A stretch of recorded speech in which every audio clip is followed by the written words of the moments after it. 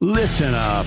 There's no more excuses. We're empowering those who want the hustle by exposing the status quo. The days of ordinary are over. It's time to crush mediocrity and start discovering your greatest potential. Welcome to the Hustle Nation. To the Hustle Nation. To the Hustle Nation. To the Hustle Nation. Welcome back to another episode of the Hustle Nation podcast. Today, we've got our friend Scott Jones in the house. Scott has been a solopreneur for the last 5 years. His first business was a private math tutoring company that extended into a college prep service. From there, he was inspired to help others in a deeper way through coaching. He's now leveraging the power of LinkedIn and his famous LinkedIn cat, leash-trained cat, I should say, Moose, to grow his practice, helping clients across the world. Specifically, what stands out to me, Scott, is you help clients turn mindset into money. Yeah. Welcome to the show. Thank you. Thank you for having me. I'm really excited to be here. We're excited to have you. Glad to have you. Tell us a little bit about your journey and how you got to where you are now.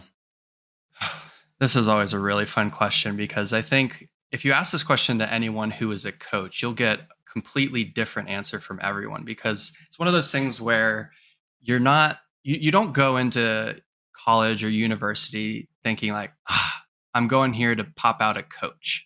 Just no one does that. You're really, it comes from your, right? It comes from your journey, and it's more like you're called into it. And so my journey starts, of course, in college. I graduated with biomedical engineering from Georgia Tech. And outside of that, I also got a marketing minor. And so that's actually like my third year in college. I was like, engineering, I like it, but it's not really the route I want to take. So I actually my first job out of college was a marketing director. Was there for 6 months, wasn't a good fit, moved on to the next job, which was an HR manager. So here we are, engineer, HR manager. How does that work? Mm-hmm. So but it was helpful, right? I got to improve my social skills, like talking with people and all of that stuff. But I was there for almost a year, helped streamline the department, and then some financial stuff happened, and she downsized her business, and my position was cut.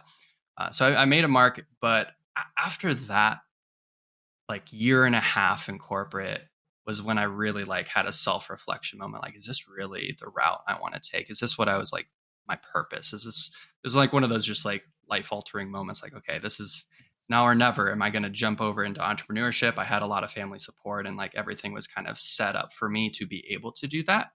And so that's what I did. I was like, okay, well, what can I do? And I was like, okay, well, engineering, I'm good at math tutoring, super low-hanging fruit, easy to get into that sort of industry. So I made a post on Facebook just saying, hey, I have this degree. So I tried to leverage a little bit of credibility from where I went to school. And I was like, I'm offering math tutoring, who is in need? And I got a couple people. And then from there, I actually did well at it. And I just grew the business from there. So that maybe this will inspire some people. It's like, that's how easy it can be to start a business sometimes. It's just like, I'm just going to put myself out there. That's literally as simple as it was. And so that's what really started my entrepreneurial journey, was math tutoring. And after doing that for 2 or 3 years, I probably should have noticed this sooner, but I was like, man, like I'm only like putting a Band-Aid on the thing for these kids. I'm just helping them do better at math, get the grade, and then move on. And I was like, there has to be something deeper here. And so that's when I started looking into, okay, how can I serve these kids in a deeper way? And I was like, okay, like their habits, their mindset. And that was like, those are pillars of a lot of coaching models, right? Habits and mindset. And so I ended up starting to dig into some coaching stuff. And then I started applying it to just like freely. I wasn't charging more. I was just like applying it in my sessions with these kids and seeing some cool changes, and parents were taking notice. And then I had a couple parents tell me like what you're doing, like adults need this too. And I was like, this is my way out. Yeah. So I can finally start to maybe work with adults. And it actually turns out I made an 8-week program for students around this idea of like helping them really prepare for college, not just like get the grade, but actually prepare for college. And a lot of the work there was like building emotional resilience, being able to control your thoughts better, and basically just the things that they don't really teach you in school. And again, like parents were saying, like, this is great. Like you should like do this towards like adults. I market this towards adults because I'm sure there are people that will need this. Like someone even said like, my manager needs this. And I was like, okay. And so, yeah, that course did pretty well, but I only did that for a year before I started looking at other ways to maybe do like one-on-one with people. And that's what led me to LinkedIn.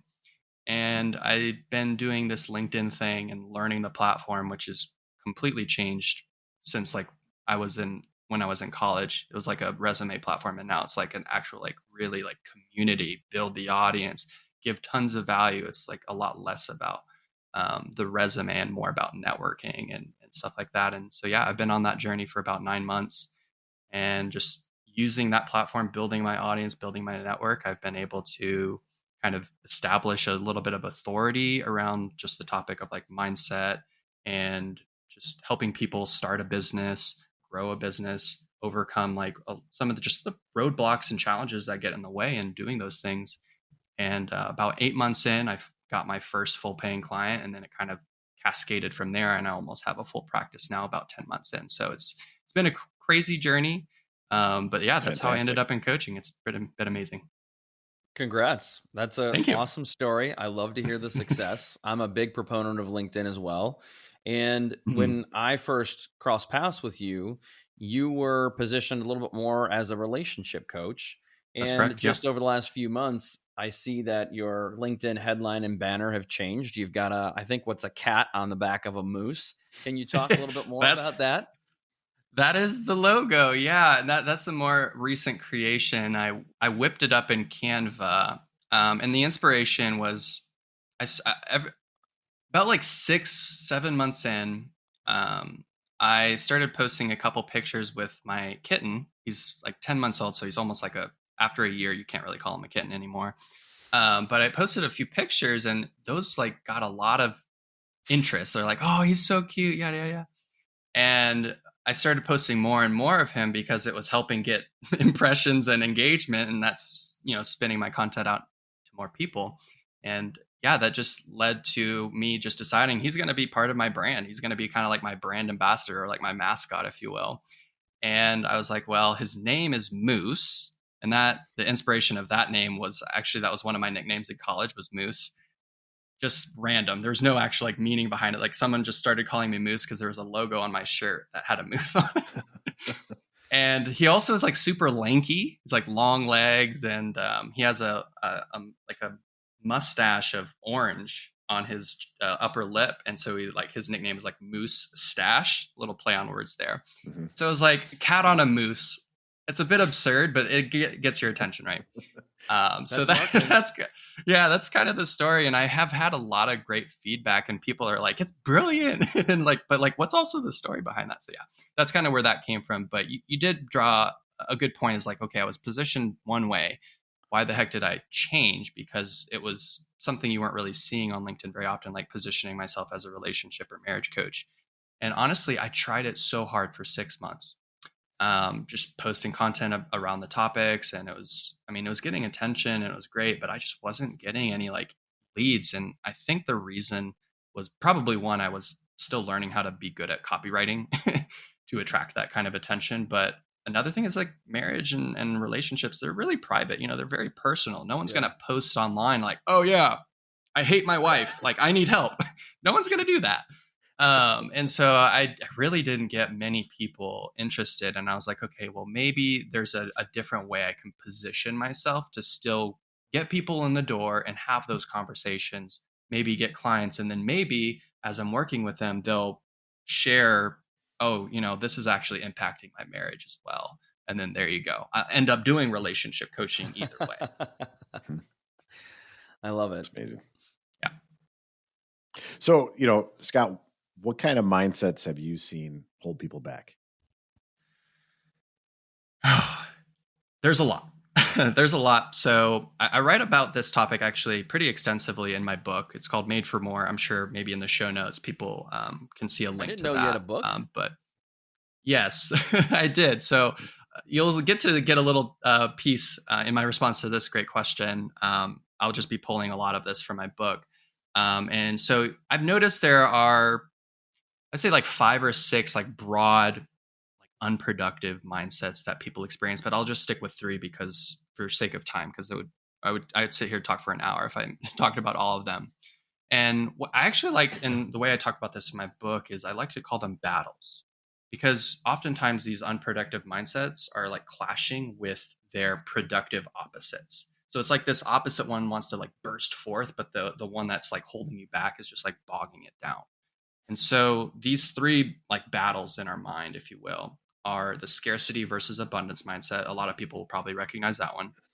The victim versus the victor mindset, and then the all-knowing imposter syndrome, very common. And then the opposite, gratitude mindset, is what I believe is like the opposite there. And of course, the honorable mention would be like the fixed versus growth mindset, but I'm not going to go into that one because that I'm sure is talked about extensively already. So this first unproductive mindset is the scarcity one. So I think it might be helpful to share some indicators for just the listeners. So it's like you can kind of self-assess, like, is that actually me? Because you hear it and you're like, nah, it doesn't sound like me. But then, okay, we'll see. Let's go through some of these signs, and I'll let the listeners determine for themselves. So some of these would be like a fear of losing money, or maybe a resistance to investing into yourself or your business, hating selling or promoting yourself, maybe your services or a product as well, having a desire to be wealthy, but then little to no action to support it. And you might believe that life is just riddled with a lot of disappointments, failures, and mistakes. There might be a fear or indecisiveness, which results in you not just doing anything at all, or you might be giving up easily. And then you might believe everyone, or everything is out to get you. And then that leads you to have trust issues with a lot of things. And another common one would be like you just don't like your body or how you look, and you kind of feel like you were just dealt bad cards with your genetics or something like that. And then the last one would be you just believe your health in general is out of your control. So all of those would be like signs of a scarcity mindset. So that's that. So the opposite. So let's talk about the abundance mindset a bit. So these are the characteristics of this one. Confidence in your financial security and ability to make money. That's a great one.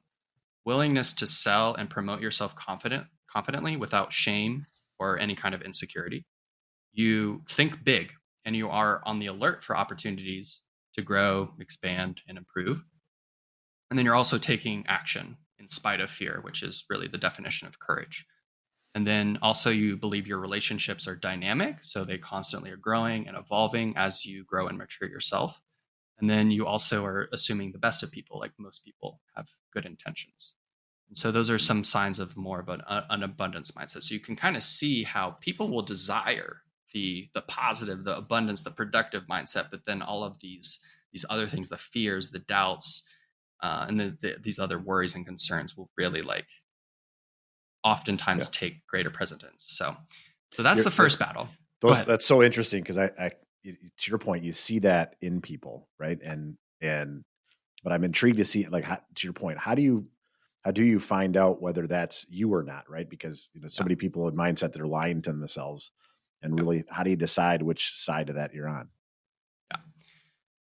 It's pretty tough. I mean, it's one of those things where you can look at other people and be like, oh yeah, they have that. But then when you try and like reflect yourself, it's like, but is that really me? Is that really me? And I think, and I would love to get into this later, but there's actually a model. I call it the CTFAR model, or CTFAR model. And I think it'll answer that question really specifically. Awesome. To help you kind of break down, okay, like how can I actually like figure this out for myself and know maybe which side of the coin I'm on. And so, yeah, I would love to get into that. But maybe it would make sense to go over a couple of these other mindsets, and then we'll have the whole picture, if that's okay. Awesome. Go for it. So the next one is the victim versus the victor mindset. And I have a very low tolerance for victim mindset, in my opinion. It's very much like, I'm just going to place everything, all the blame, no personal accountability or responsibility or ownership at all. Everything else is the problem. I have very low tolerance for that, just in my life, and my wife being a therapist as well. We see it everywhere, and it's hard. We have to like bite our tongue a lot when we see it. But basically, some of the other like signs of this victim mindset would be like a lingering sense of powerlessness or helplessness in your life. You might be constantly dwelling more on just the negative things in your life and often letting others know how miserable you are in hopes to get some sort of like pity or more attention. Even it's like kind of twisted in that way. You might be abusing yourself mentally, physically, or emotionally through their words, thoughts, or even actions. And you also struggle to let go and move beyond things in the past. And you may be constantly bringing up the past to justify things in your present, like present choices you're making or behaviors. And that kind of goes hand in hand with also just blaming others for everything and the no personal responsibility or ownership. So those are all pretty common signs of victim mentality. And what I've kind of come to terms with is like this opposite, which is a victor mentality. So what I mean by that is taking full responsibility of your thoughts, feelings, actions, beliefs, your attitude, your behaviors, and your outcomes. All of these things are within your control. And again, we'll probably get into more of that a bit later in the show, but like all of those things are within your control. So you can't start to just blame other people for all of those things that are coming from within yourself. That just doesn't make any sense. So you're also taking ownership of the mistakes and problems. Like you're owning them. There is great, like, I don't know, it's just great when you see a leader admit to like their team or to their spouse or to even to themselves, like, I effed up. I made a mistake and I'm sorry, or this is what I'm going to do differently. So you that's the sign of a victor mindset. And you also spend time in the resolution process rather than just flaunting these mistakes and failures. And then you also, like another sign of a victor mindset is you're constantly trying to build yourself up daily. Maybe you're using affirmations or mantras and also assembling these empowering beliefs instead of the limiting beliefs, which kind of form these other unproductive mindsets. So that's the battle of the victim versus victor that I like to That's paint. excellent. So, yeah. So briefly go over this last one, imposter syndrome versus this idea of gratitude mindset. So I think a lot of people are probably already pretty familiar with imposter syndrome. It's commonly talked about across many different platforms because it's very, very common. This is like feeling like a fraud or a phony. You don't feel maybe as competent or intelligent as other people who are maybe competing for the same job or in the same space, like your competitors, especially if you're like a solopreneur trying to do this on your own. It can be really debilitating, just like looking at every other people that are like 2 or 3 steps ahead of you. And you're like, how the heck can I compete with that? That's the imposter syndrome starting to creep in, right? And another characteristic could be a sense that if people knew you better, they would find out that you're not special or valuable. Okay, that's just flat out not true. And then also another sign would be like excessive ruminating, like chronic stress, just anxiety that completely prevents you from taking action. And all of this, like thinking about your past performance, how you look or what you've said, all of this sort of clumps into this idea of like, I'm just like doubting myself. And it's a form of self-sabotage. It really is. Like you're just like questioning everything in life sometimes. And so on the contrary of this is this idea of gratitude mindset. So if we think of this imposter syndrome as often rooted in thinking of the past or thinking of the future, it's rarely like present focused. And that's why I believe the gratitude mindset is a great counter to imposter syndrome. So this is like you appreciate what you have right now rather than getting worried, anxious, or upset about what you've done in the past. So you're really grounding yourself in the present, what's really, really true right now.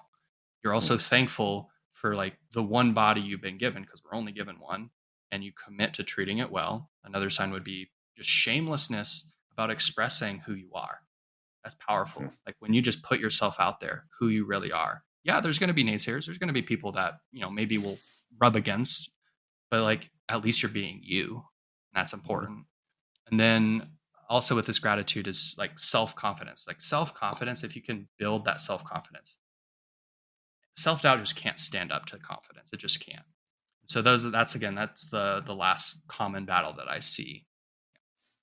Scott, is it fair to say that imposter syndrome is healthy so long as it's momentary? Because I think that I don't care if you talk to the highest performing CEOs, highest performing salespeople, name any classification or job.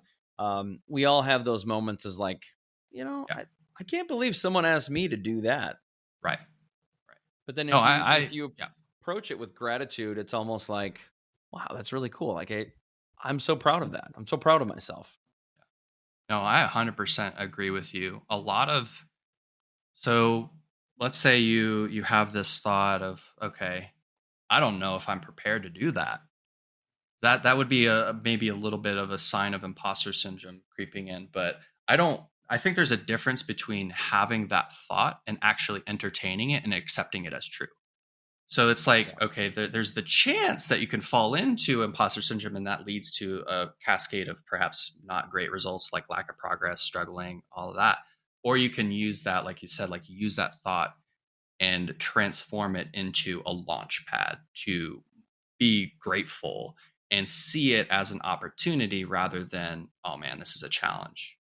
Like I'll just use an example for me. Like, this is my second podcast. I was like, how can I deliver value? I'm not even good at this yet. But that's You've actually already not done true. it.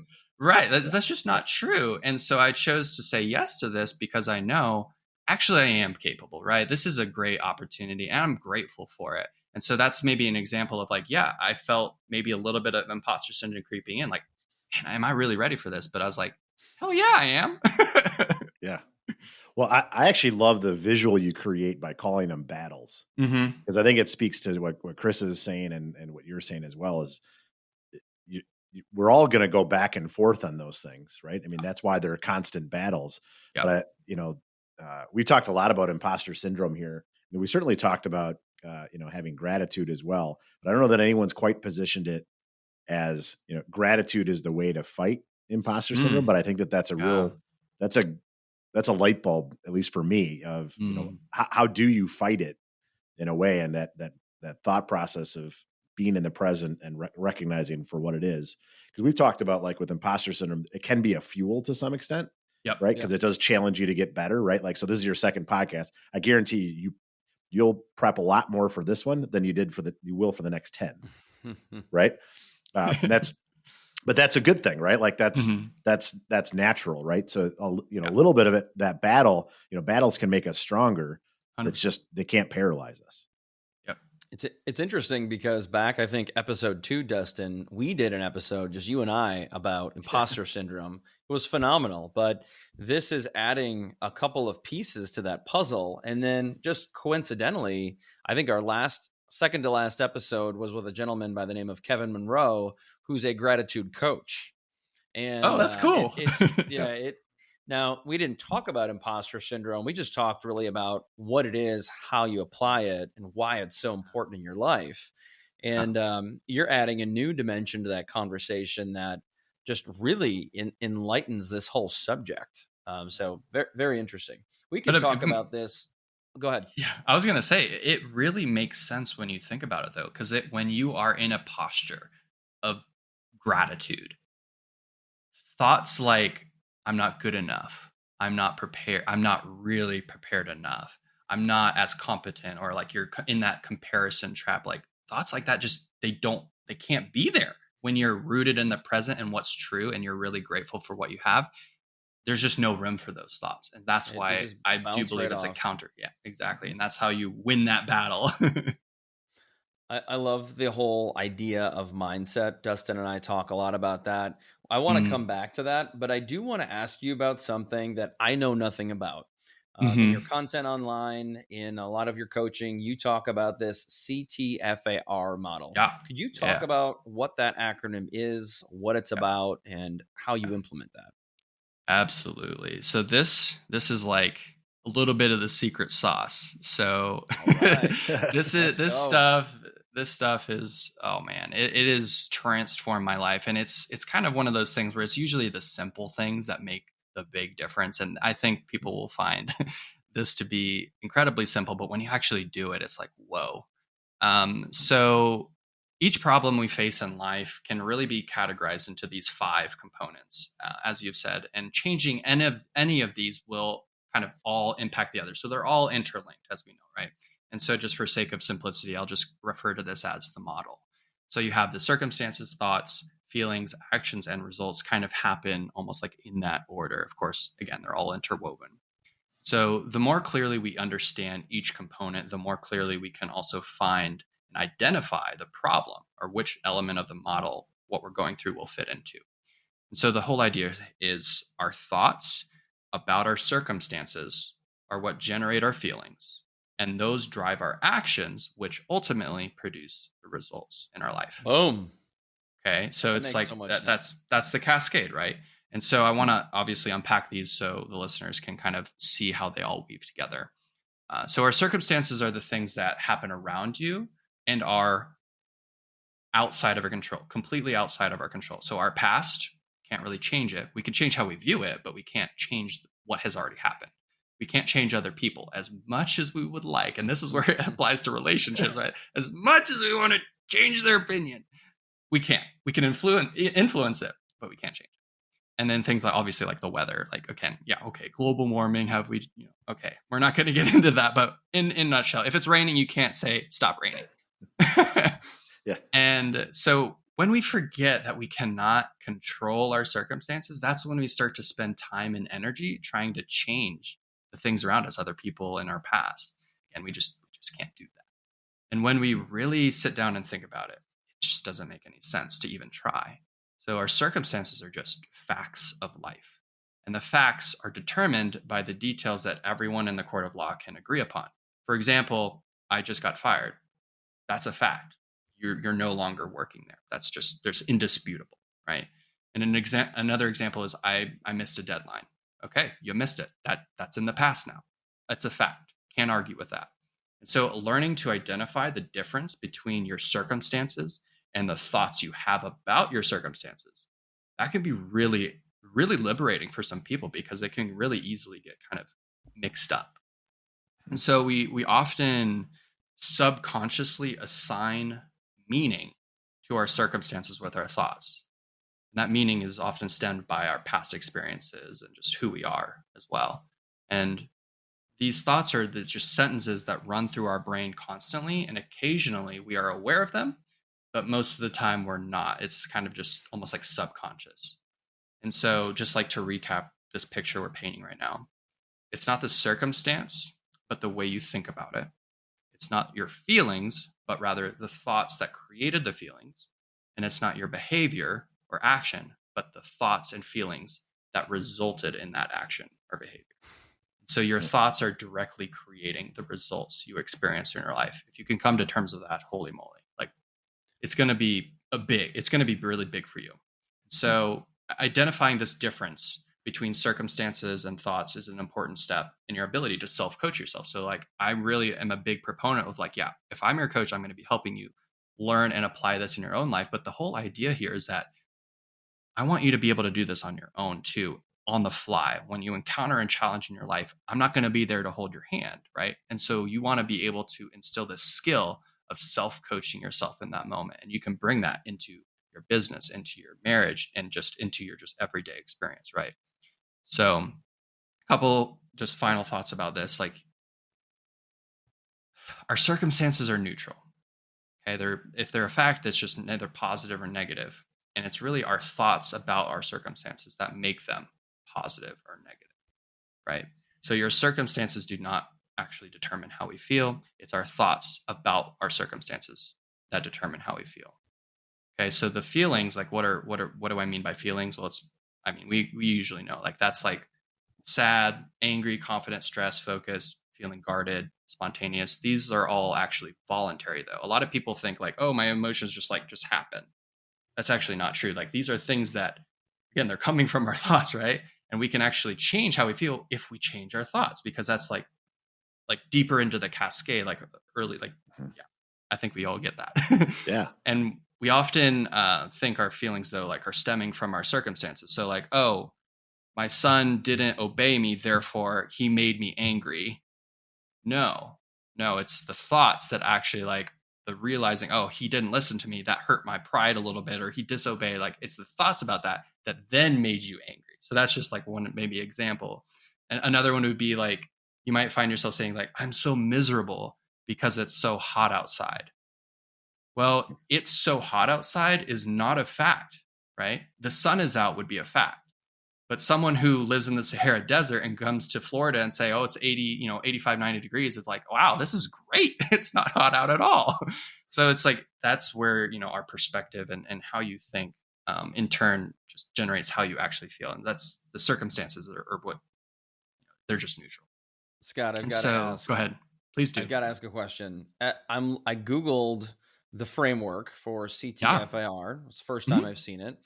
I can't help but think that maybe this should be a circle and there should be an arrow from results to circumstances. And why I say that is Yeah. because to me, and this makes so much sense, and I totally resonate with this, is that if you have great thoughts, if you are in control of your thoughts, in control of your feelings, and your actions are positive and they're working toward your goals and objectives, the results will be so good that your circumstances are always good to above average. Yep. I shouldn't say always, because life happens, right? Tragedy happens, unfortunately, but that circumstance can always almost consistently be really good. So you're like, my circumstance is great because I'm good. Oh, absolutely. And actually in my book, I don't go over this model in this kind of format specifically. This is something I've actually picked up from my own coaching and the coaching that I've received as well. But it is a feedback loop. It is in my book, I actually have an arrow that points all the way back to the very beginning, where when you start to change these limiting beliefs to empowering beliefs and things start to really change in your life, you have better control over your thoughts, over your feelings, and thus your behavior and your attitude, and all of these things are changing. And again, as a result, your results will be changing. They'll be becoming more positive. That does feed into your circumstances, and it also reinforces those empowering beliefs even further, solidifying like, wow, like if I believe in myself, like this is what's happening, I'm going to really believe in myself more. And it's a compounding effect. It's always a compounding effect. I'm actually going to say that there's something missing in this formula, potentially. And this is just my opinion, because I think as I've gotten older, Mhm. I've kind of worked through a lot of these things. And some of these things are in my book too, totally different format. Mhm. I think that self-care needs to be in there, and I'll tell you why. And in my experience, I went through a pretty big health issue years ago, and that changed a lot of the way I think and the way I take care of myself. And I mean, I'm not running marathons, but I work out almost daily. I prioritize my sleep, so I get my 7.5, 8 hours almost regularly, and I also have eaten a lot better. I do other things that when you need to decompress, you need to get away. Like, for example, time with friends, you got to go do it. Whether it's Yeah. playing golf or playing tennis, getting a massage, getting a chiropractic adjustment. I try to do all of those things a couple times a week, because if that's what makes you feel better physically and mentally, you can bring your best self back to your marriage. You can bring your best Mhm. self back to your being a dad or showing up as a better leader in work. Yeah. Therefore, you can think more clearly. You'll have better feelings and your actions will be even better. You get the point. But do Mhm. you feel like self-care is a part of this as well? Yeah. And maybe the challenge here would be the action you're taking to care for yourself, going to the gym, eating a little bit better, cutting out things that aren't serving your body, going to the chiropractor or the doctor when you need an adjustment or you feel ill. Those are actions, right? So I would challenge you, like, what is actually the thought that you have at the beginning of all of those? Because, like I said, actions just don't manifest out of the blue. Like, we might have, like, the fight or flight might feel like a spontaneous reaction. Like, if something scares you, you're going to jump. So, in that regard, yeah, there's a bit of just a natural, like, immediate response that is an action. But in most cases, that we can trace it back to a thought. It's like, okay, well, what would that thought be? And maybe you could tell me, like, when you have that desire to care for yourself, what is the thought underlying that? Like, what compels you to take action there? To me, it was a feeling. I felt like I Okay. wasn't taking care of myself. I was nervous that, I could have more health issues in the future. Granted, cancer is something that you cannot control for the most part. Mhm. And so because of that circumstance, I chose to make sure health was a priority. Yeah. Hmm. Yeah. But it's everything. You have to think about it. You've got to feel good about it. You've got to take the action. And if you do, you'll have results, which change your Absolutely. circumstances. I love this, by the way.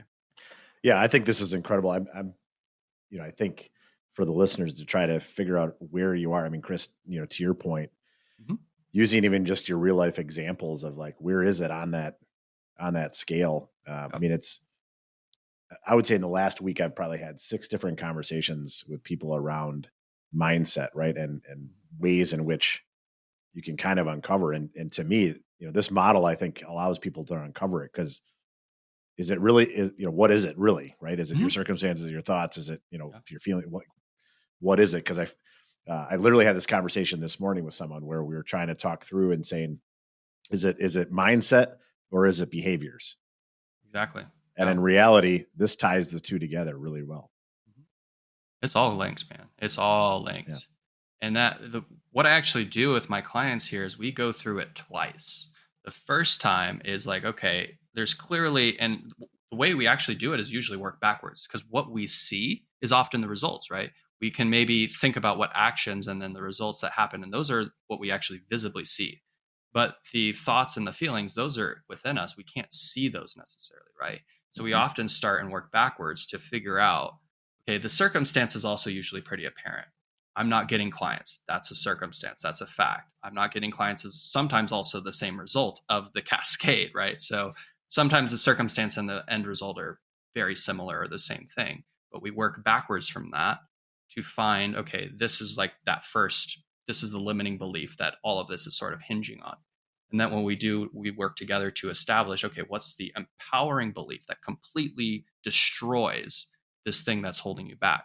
And then we paint this idea of this future model. Maybe it's not happening right now. Maybe it happens occasionally, but we want it to be more consistent. We paint this picture of this future model of, okay, now this is the thought that's going to serve me so much better. It's going to send me into a powerful state where I'll be more productive, happier, healthier, whatever it might be. And then we say, okay, having that belief, how does that make you feel?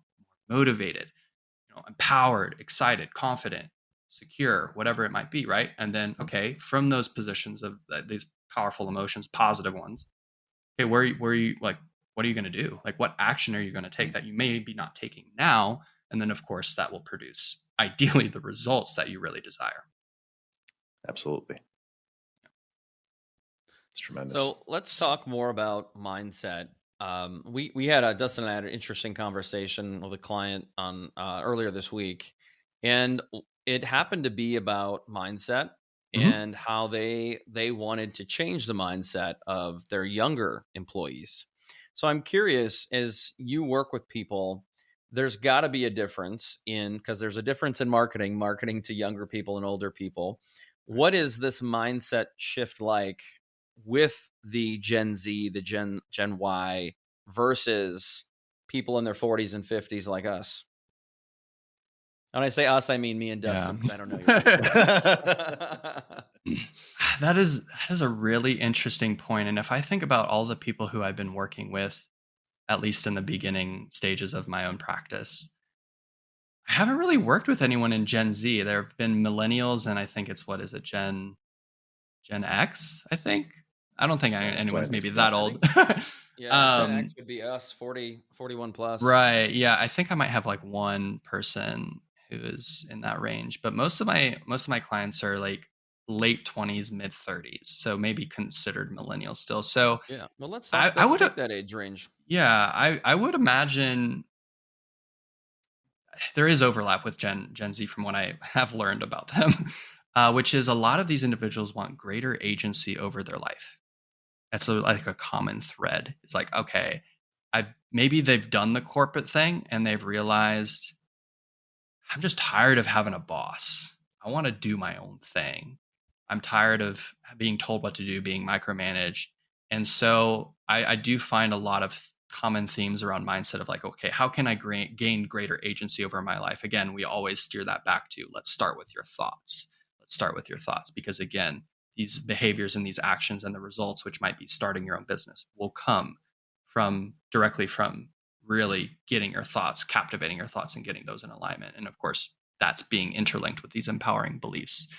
And so and I might be wrong again, I'm not an expert on Gen Z, but if I were to serve these younger kids, it would be really painting a picture of the opportunities that they have. You can be your own person. You don't actually have to go to college. That might spark some debate.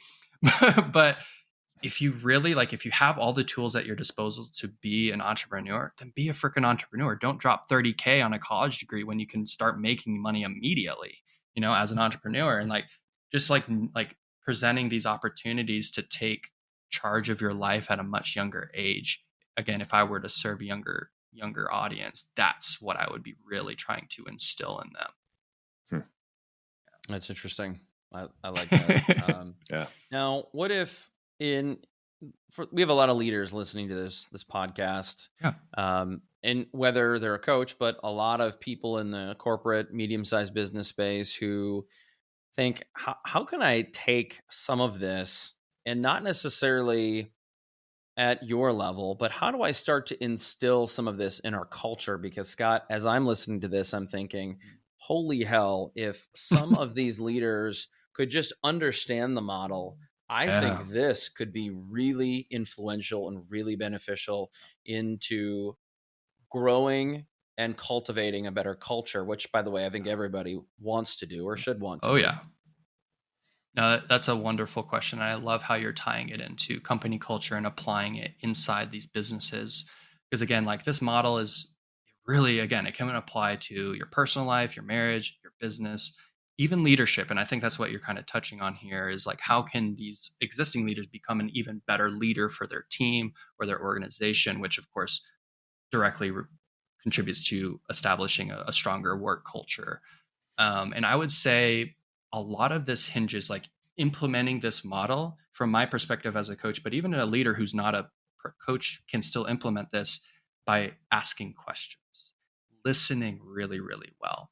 And I think those two things, like listening and then asking questions to your colleagues and employees, like that's where this really can come into play, because a lot of people don't take the time to like, hey man, like, what do you really like? What's really going on? Like, what are you feeling right now? And then you can go further from there. It's like, okay, like what thought's creating that feeling? Again, you don't need to be a coach and know it all to extract a lot of really valuable information from people around you. And I mean, those are all the questions that I don't see a lot of leaders asking. And that's as simple as it can be, because again, the circumstance is usually pretty self-evident. The results that are happening, maybe an employee is underperforming. That's a result that's happening. So instead of like firing them or like docking them and so like negative things, like a good leader will approach them and like, hey man, like, what's going on? That opens up the can, right? And then you just be a really good listener, just such a good listener, listening for the feelings, the unspoken words, and trying to extract like what thought they have. Because then as the leader, you can hopefully offer them like the empowering, like empower them in that moment. Like, like, dude, I understand. I'm sorry you're going through that, but dude, you are so capable. Like offer them some encouragement. Absolutely. Yeah. I like that. Scott, I've got one last question. I almost forgot. Your LinkedIn title says turning mindset into money. Now that really attracted me, brought me in. It mentions that you bring solopreneurs spend up to 40% of their time on tasks that don't produce income. Right. I know I've been there in the past in my younger days. Would you mind unpacking that for us a bit? Yeah. So when it comes to LinkedIn headline, I'm trying to basically distill in as few words possible what I'm offering people. And that is turning your mindset into money. So most people, we understand, at least at a base level, how important our mindset is. So we are usually somewhat aware of the thoughts in our head that hold us back and the ones that push us forward. But I think a lot of people don't realize how that really impacts our income. Again, the income being the end result oftentimes, right? So that's why we did the CTFAR model, is because that income, greater or lesser or like plateaued income, is a result of stemming back to this mindset. And so I think if people really realize this, they would probably take their mindset a bit more seriously.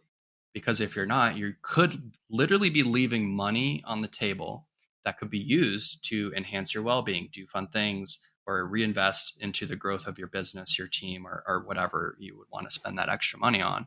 And the statistics about this time waste that a lot of these beginning solopreneurs or entrepreneurs is just really an indicator that, man, like something about the mindset might be missing. There's a little disconnect there. And so just as an example of some of these time wasters, especially for anyone who's considering starting their own business, this might be valuable for you. You will feel like, oh, I have to spend hours creating a website, like a full website prior to having any clients, or invest a few $1,000s to have someone develop it for you. If you have that money to drop and it's like pennies in the pocket, okay, sure, go ahead. But you don't need that. You really don't need that. That's a time waste early on. And then another thing would be like creating a landing page with a lead magnet. Again, these are not unhelpful things. They're just at the beginning. Those are not going to directly produce income, because have you built the authority? Have you done all the market research? Are you having those conversations? And within those conversations, you can actually even close clients right then and there before you have all of these bells and whistles. And so another thing is many will create a logo and try and figure out this complex thing we call a brand at the beginning too. That's, again, those things, like I didn't come up with my logo. I'm 10 months in and I just stumbled across this logo that I really, really like. I'm 10 months in and I've had numerous clients already, right? So it comes with time. These are not things you need to be dropping hours and hours of time on in the beginning. You really need to be focusing on having those conversations with people who you would consider ideal clients, gathering as much data as possible, what they think, how they speak. All of those things will be useful for your marketing, like how you will connect with these people. And then from there, get a few clients under your belt and then maybe consider some of those other things. So that's kind of, again, the whole idea of like mindset into money is that model that we went over today. Is we take that thought, and then as your results become more positive, then it will directly impact how much money you're making. Well, I think that's interesting. We've talked about this in a different way, but this thought that I don't have enough time is one that so many people have. And whether you're a solopreneur or you're in sales or whatever you're doing, right? Like, I don't have enough time. I don't have enough time. I don't have enough time. And then, to your point, you have time.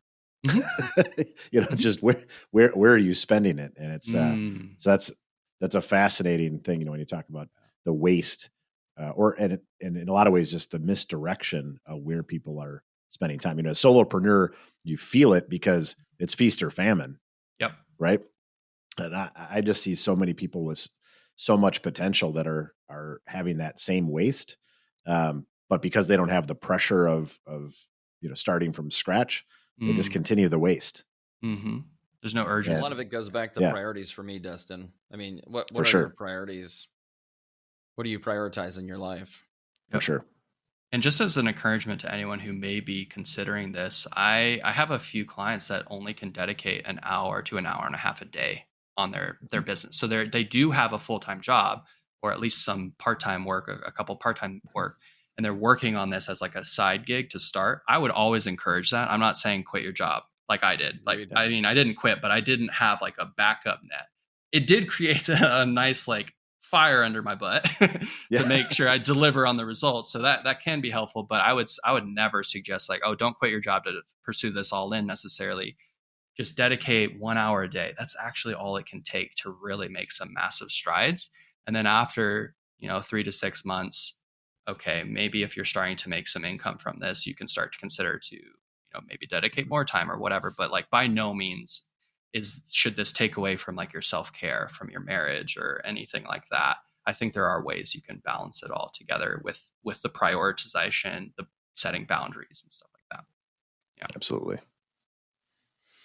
Well, that's awesome. This is a conversation I think we could have extended for multiple hours. This is fun because we're learning. And so we appreciate you coming on the show today. But before we let you go, Scott, can you tell the listeners where they can find you and what you have available? Mm-hmm. Yeah, I still don't have a website. Surprise, surprise. LinkedIn works. I would say if you want to connect with me, you can definitely find me on LinkedIn, and I'm sure you can put a link to that in the show notes for anyone who wants to just click the link and find me. And please connect with me, send me a DM, share like, hey, I heard you on the podcast, and we could just start a conversation. Like that's what I love to do. I just love to meet interesting people. There's no expectations there. I'm not attached to, and that's kind of another big thing. It's like I'm just disattached from what happens, and that just enables the conversations to be so rich. So yeah, you can find me on LinkedIn, or I can give you my email if you want to shoot me an email. Yeah, drop it. So yeah, it's just Scott A. Jones and then 555@gmail.com. I made that when I was in high school and I haven't changed it since. So yeah, Scott A. Jones 555@gmail. That's, shoot me an email. Like, tell me what you're going through, who you are. I'd love to chat. Is your book available on Amazon or anywhere else? Yeah, it is. It's available in ebook and paperback on Amazon. And I think it sends to most countries. I have found like some countries, people have had issues with it getting shipped there. But yeah, again, like you could send the link there as well. It can be found. And just if you want to look it up now, it's called Made for More, an unapologetic approach to eradicate excuses, get unstuck, and build your legacy.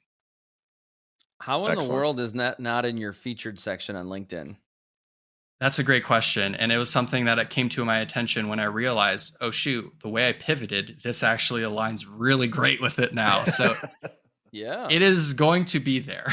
So if people want to find it, I will. That's like on my to-do list this week or weekend. It only took me 3 years to feature my book in my featured section on LinkedIn. So but sure. I'm not perfect either.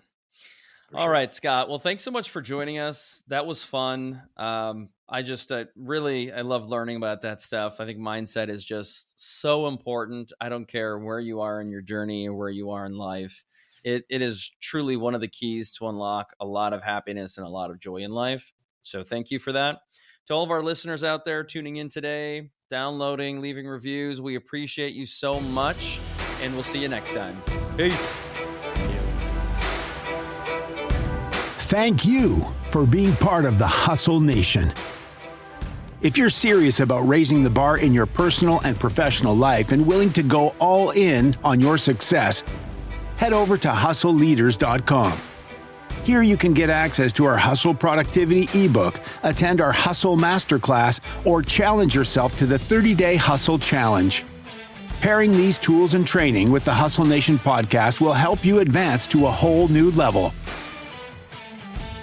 Until next time, stay hungry and inspire those around you to hustle.